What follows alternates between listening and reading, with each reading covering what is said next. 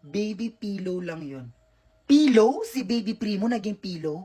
So ano yung mga post namin nakasama namin si Baby Primo? Pillow?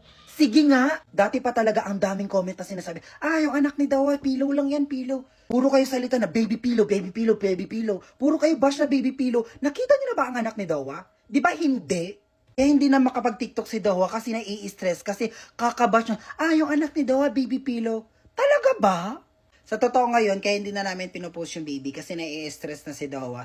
And ayaw niya na minsan mag-TikTok kasi nga, puro kayo bash. Lagi na lang umiiyak siya, gabi-gabi na lang talaga umiiyak si Dawa kasi ang daming comment na baby pillow, ay hindi naman anak, bakit naging babae? Puro anak yan ni Nix. Hindi nyo alam!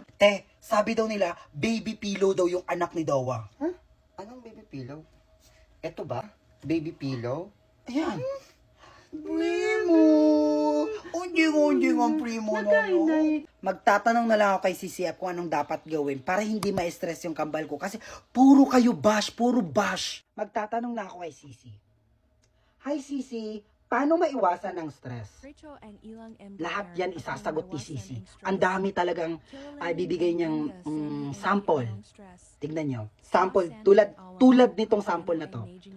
Sobrang bilis lang nasagot ni Sisi. Wala pang 1 minuto, binigyan niya na agad ako ng sample. Kaya napakadali talaga dito sa Sisi. Pag nag-comment pa kayo ng baby pillow, naku, talaga!